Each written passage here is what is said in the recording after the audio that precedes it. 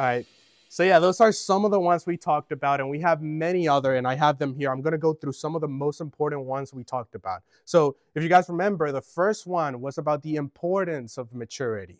We were talking about how it is crucial for us to mature in our Christianity. We talked about the foundation of maturity. That was Mitchell talking about how Jesus is our foundation and how he is the perfect example of maturity. Then we went into facing difficulties. So we talked about the enemy, how the enemy attacked us to, keep us immature. We talked about dealing with sin. We talked about Christian opposition, not only people out there, but also the spiritual forces that are trying to fight against us, right? So we talked about many different topics like that. And now finally, we are at the end, getting close to the end. And so tonight and next week, what we're going to focus on is the idea of taking action. Taking action. Essentially, I'm telling you, everything that we have told you, everything that we have been teaching you, us, the leaders, we've been teaching you for a long time. It's been months. You're going to take everything that you have heard, the scriptures, the lessons, the discussion times that we've had, take all of that and apply it truly to your life. It's the moment to take action now, to do something with it. And, that's what we want for you guys. We come here every week. This is basically something, we don't get paid for this. We want to see you guys grow. We want to see you guys be able to take action with the things that we are telling you. That's what we hope for as leaders. That's the whole point. And we've seen it in a lot of you guys, and we're very proud of that. So that's really good. Because, just being honest, like if we come over here every Friday and we teach you, and you got to be able to do your part too, right? We're going to do our part. You're going to do our part. And that's how we're going to be able to make things flourish. So again, the idea for tonight is take action, run with it. That's the title, running patiently. And this idea, we're going to see it in our text today. So if we go to the next slide, we're going to see it. There it is. It's in Hebrews chapter 12. So the idea of running, the analogy, we're going to see it here with the writer of Hebrews. And we have talked about this book up for a long time, because we have even called it, it's almost like the book of maturity. Because the author, he tells his audience, you guys, you got to go into maturity. And we have taken that message for you guys. So trivia time. Does anybody remember who's the author of the book of Hebrews? Who's the author of the book of Hebrews? We talked about this before. Anybody remembers? Wait, I think I did. I'll give you 5 seconds. 5, 4, 3, 2. Zach? No. No, it's New Testament, brother. We're talking about New Testament. No, but so it's a little bit of a trick question. I'm not too surprised that you don't know, because nobody knows. We actually don't know who the author is. We don't really know who the author is. Some people think it's Paul or somebody close to him. We don't really know. But here's the thing that we do know. What we do know is that the author of Hebrews, what he wants for his audience, or what we know that his audience is Hebrews. That's why the book is called Hebrews, which basically means the Jews, the Israelites, pretty much the same group of people. And we know this by the evidence of the book, that he's talking to them. And what he wants is his audience, again, to go into Christian maturity. And the way that he describes that in this chapter is with the idea of running. So we're going to see how he does that. And we're going to read the word together. So I like how Mitchell did it last week. We're going to stand up. Everybody stand up, so that we can get ready to read the word of God, so that our ears are not the only thing listening, but our whole body is dedicated to the word, okay? So I'm going to read it for you guys, and pay attention. So this is in Hebrews chapter 12, verse 1. It says, "Therefore, since we are surrounded by such a great cloud of witnesses, let us throw off everything that hinders and the sin that so easily entangles, and let us run with perseverance the race marked for us, fixing our eyes on Jesus, the pioneer and perfecter of our faith, For the joy set before him, he endured the cross, scorning its shame, and sat down at the right hand of the throne of God. Consider him who endured such opposition from sinners, so that you will not grow weary and lose heart. Let me sit down. Thank you. Now, I love the way that the author begins with verse 1, because he's basically setting the scene in that verse. He says, therefore, since we are surrounded by such a great cloud of witnesses. Now, the question is, who are those witnesses? And to know that, we need to actually read the previous chapter and to see what he was talking about. But I'm going to explain it to you so you don't have to read it. So in chapter 11, what he's talking about is he's pointing to the ancient heroes of the Old Testament. So these are people like Noah, Abraham, you already mentioned Moses, Joseph, Jacob, all of those heroes of the Old Testament. You probably read all of those stories. He's talking about all of them, literally mentioning all of them. And he says, we are surrounded by them. We are surrounded by such a great cloud of witnesses. Those witnesses is those ancient heroes of the Old Testament. And he says, we are surrounded by those heroes that lived in faith. And now, here's the thing, they're watching us. Because now it is our turn to take action, to live in faith like they did. You may come in. No problem.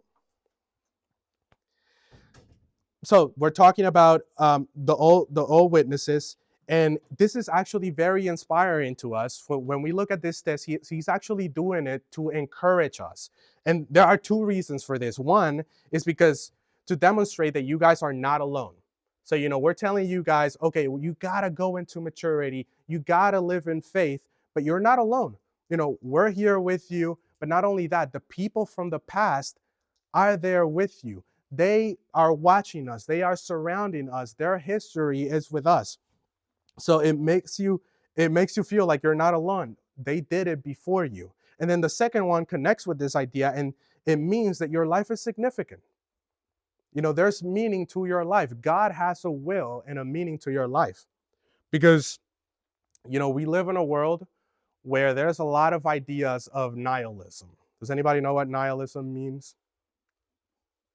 Basically, it means that life has no meaning. Yeah, that's pretty much it. Like they say, life has no meaning. There's no purpose to anything. You can do whatever you want. Nothing means anything. But no, there is significance to life. Now we take the baton, right? It's our turn to do the race, and we take the baton of those who were there before us to do God's will. And that is good. That's encouraging to us. We should be pumped up about that. We should be able to say, yeah, I want to live in faith just like those before me. It's almost like being part of a team with a lot of history, and you're like, I want to follow that history. It's like being part of the Golden State Warriors. And I remember this video when Nick Young started playing for the Warriors, and he was a loser his whole life. And he was like, I'm with the champions now. I want to win. I'm with the team that's winning. So it's pretty much like that. We got to feel like there's significance to what we're doing. But here's the main point that the author was trying to get to, the author from Hebrews. What he's actually trying to say is that he's pointing to the faith of the Old Testament people, because even when they didn't have what was promised, he's pointing to their faith even when they didn't have what was promised. He says in verse 39 in chapter 11, these were all commended for their faith, yet none of them received what has been promised. So when he says these were all commended for their faith, he's talking about them, the old heroes of the Old Testament, and he's saying they didn't receive what was promised. Now, what do you guys think is that thing that was promised that they didn't receive? It's a very simple answer. Happiness. Not happiness. No, it's something they didn't have. It's the Old Testament. Before who? Before Jesus. So yeah, that's what they didn't have, right? They didn't get that promise yet because it didn't happen yet. Now, that doesn't mean they don't have the salvation of Jesus. It's just that they weren't able to see it yet, right? They didn't have that hope yet. Yet, they believed. So basically, the logic of the author here, he's saying, look at them and how they didn't have the promise or they didn't see it yet they have faith. How much more faith should you guys have? How much more faith should we have? What do you think? What did somebody said something? More. Yeah, pretty much. We should have more. We should have more faith. That's the logic. If they have faith before without the revelation of Jesus Christ, how much more faith should we have? It is almost like a new athlete looking at old athletes. Like, I think one example that comes to my mind is I was on my way here, actually. I was listening to a podcast. It's this history podcast. And one previous episode that I heard was talking about the history of sports in America. And the history of American football is like super violent. And it was difficult to get the game going because of how there was literally people dying, and it almost got banned. Like, the sport that we know right now that makes America what it is, it almost didn't happen because it was going to get banned. It was going to get canceled because of how violent it was, of how difficult it was. But then with a couple of reformations, the sports got better and with better rules, and it was less harsh. So imagine a new athlete looking at the old athletes. He's going to be grateful that he's not playing back then, right? When they were so rough, when the equipment wasn't good, when people could literally die. It was very harsh, very difficult. So that's the same for us. When we look back at the Old Testament, you should have a sense of gratefulness to be like, man, I'm glad I have the revelation of Jesus Christ. And that should be encouraging for us. That should be hope. And that's what the author of the book of Hebrews is trying to tell us. You should have hope for that. You should be encouraged. So Jesus encourages us in that way, and we're going to see a little bit of other ways in which he does that. But now, we learned the idea that the author is trying to encourage us to go into maturity. But the reason for that is because there's a potential danger to do the race of the Christian life. He's trying to motivate us because it's not going to be easy. There's going to be potential dangers. And this danger, we see it in verse 3. I'm pretty sure you're going to see it there. It says in verse 3, grow weary and lose heart. That's essentially the danger. Consider him who endures such a position from sinners so that you will not grow weary and lose heart. That is basically the danger that he's trying to warn you about. Now, does anybody know what the word weary means? Probably one of those rare words you never hear. Like sad? Sophie, what are you going to say? That was your answer? One more answer? Tired. That's specifically what I'm going for. It means to be tired. The definition I have here says feeling or showing extreme tiredness, exhaustion. It's pretty much what it is. Just uses it as a synonym of tiredness. So one of the mistakes that new Christian makes, you guys are basically new Christian, you're really young. So one of the mistakes that new Christians make is that when they see at the race of the Christian life, basically your journey of your life, they look at it more like a 100-meter dash. The Olympics, that 100-meter dash that is really fast, is like almost 10 seconds. They see it like that instead of seeing it for what it actually is, and it's more like a marathon. Have you seen those marathons where the races are like a couple of hours, like 2 to 3 hours? That's the mistake that a lot of people make. They think it's going to be fast, it's going to be quick. But no, the reality of the Christian life is it's going to be very long.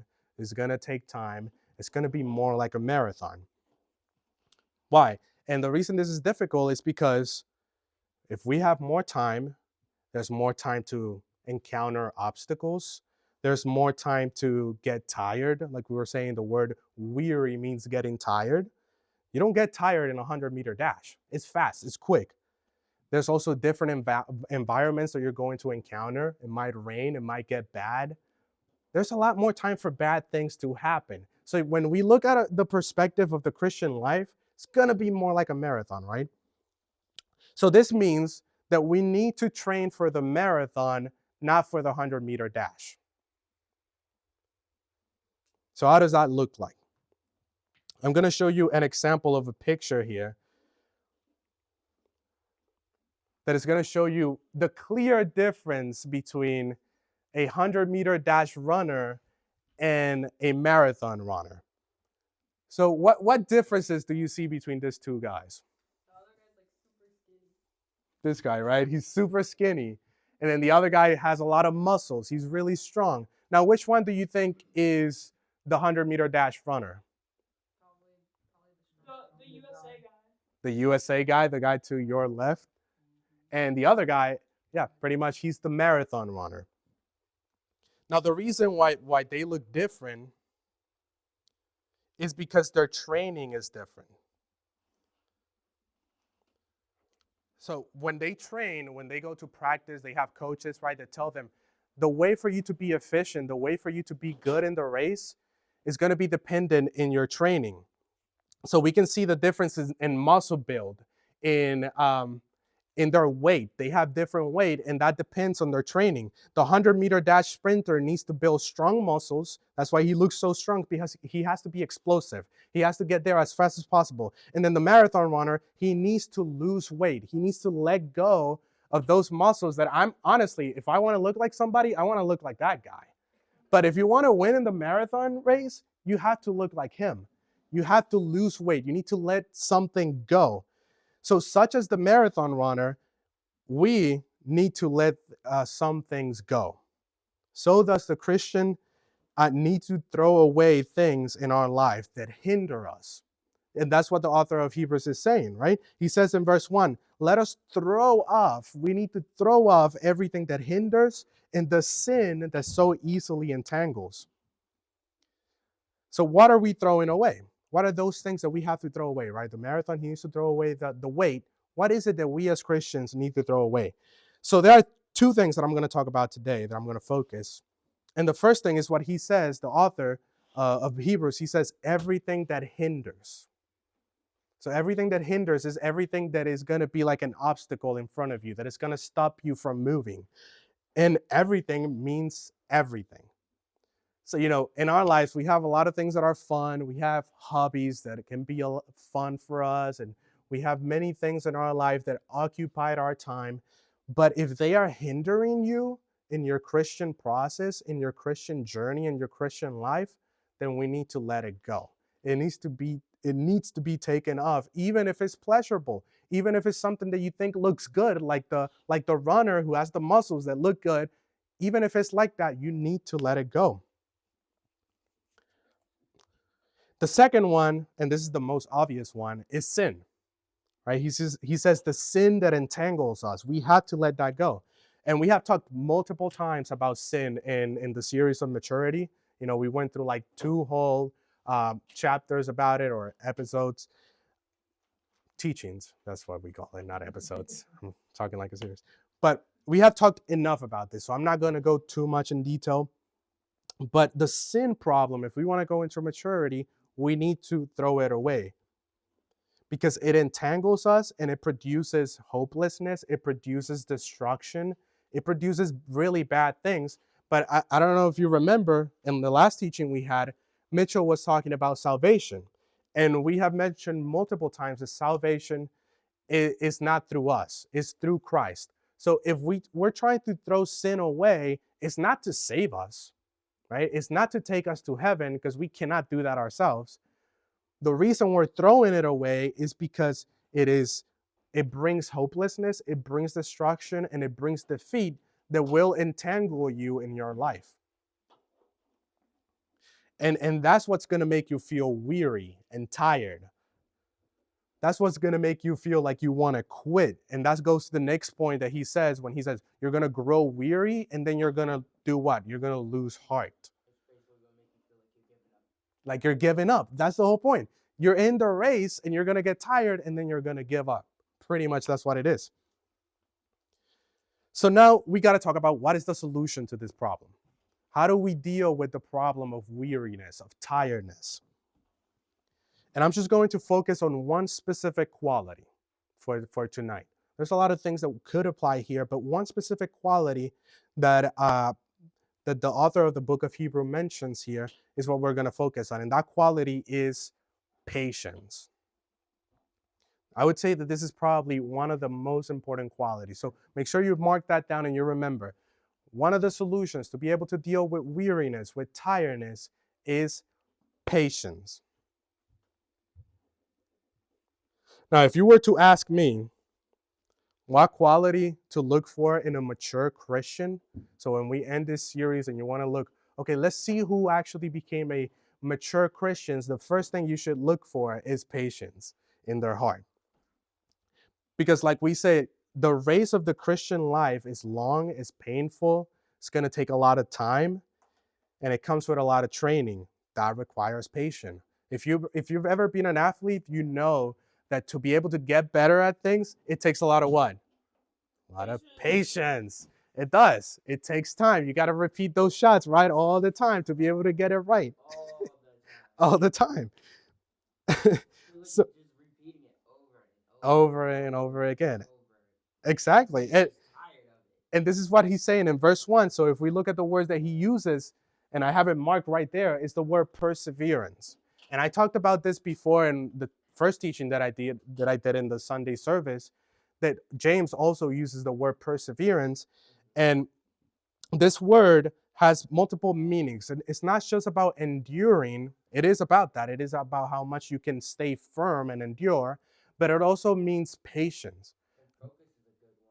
And focus is a good word. And so he uses the word patience in different translations. So if we look at the King James Version or whatever version you use, sometimes the word patience is being used. So that means we got to persevere. Yeah, we got to stay in the race, but we also have to be patient about it. It's not all about running. Running is important.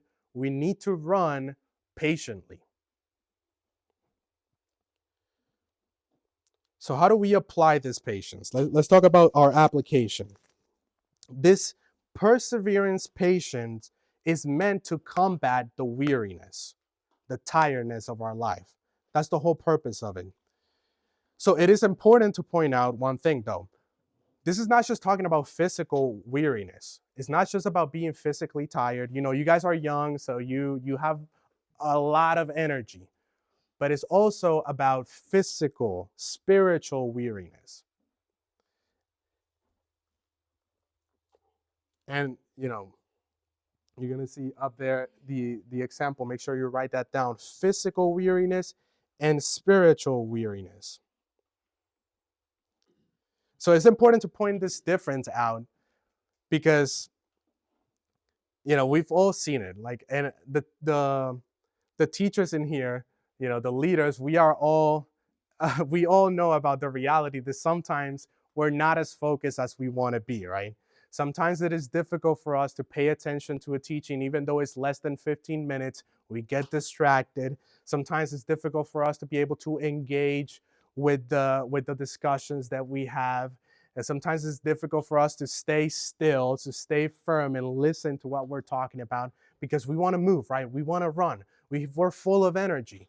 But if we're talking about patience, that means that sometimes we need to relax. And the problem is if we don't have patience, we become dull, we become indifferent to the messages that we're given, we become indifferent to the word of God. And that's a really big problem. If we are unable to stay patient, if we're unable to stay quiet, that's going to become a really big problem. And if any of that sounds like you're not alone, right? All of us go through this. All of us need to grow quiet sometimes to listen to the word of God. All of us need to grow into maturity and listen. And I will finish with an idea that connects to this whole idea of patience in Psalms chapter 31. So you're going to see it up there. But before I read it, I'm going to give you a little bit of context because it enhances the idea that is trying to be expressed here. So through chapter 120 and 134 in Psalms, that whole section, those 15 Psalms, are all about pilgrims who are traveling to Jerusalem, right? That's the whole idea is pilgrims are people who are traveling, right, to a place, to a specific place. It's usually related to religion. So when Israelites who were in the outskirts, they were outside of Jerusalem, they used to travel inside for like festivities and things like that. So this whole sections, those 15 chapters and related to chapter 131 are songs that they used to sing on their way, right, on their path to Jerusalem, to the temple of God, because it was the important place that they needed to go. So this is going to be a good example for us about how it looks like to have a proper mindset when we are going in our path to the New Jerusalem, to God in heaven. So it says in Psalm chapter 131, it says, "O Lord, my heart is not lifted up. My eyes are not raised too high. I do not occupy myself with things too great and too marvelous for me. But I have calm and quieted my soul. Like a weaned child with his mother, like a weaned child is my soul within me. O Israel, hope in the Lord from this time forth and forevermore." So that right there should be our mindset. It's the same perspective that they were expressing here when we go through life. It should be patient like that. It should be quieting our soul when the time is proper. To be calmed and to be quiet and hope in the Lord. And this ties perfectly with verses 2 and 3 in Hebrews. He says, "Fixing our eyes on Jesus, the pioneer and perfecter of our faith, for the joy set before him, he endured the cross, scorning his shame, and sat down at the right hand of the throne of God. Consider him who endures such a position from sinners, so that you will not grow weary and lose heart." The only way that we can mature, the only way that we can persevere after this series is if we look at Christ first. If we look at him, because he is the perfecter of our faith. He is the one who was perfectly patient, right? We need to fix our eyes on him as the finish line, and that's when we're going to be able to mature. But it's going to have to be you. You're going to have to take that step. Okay? So that's what I encourage you guys to do. It's time to take action. It's time to start running, but that run comes with patience too. Okay? So I'm going to pray here and then we're going to go into our groups, okay?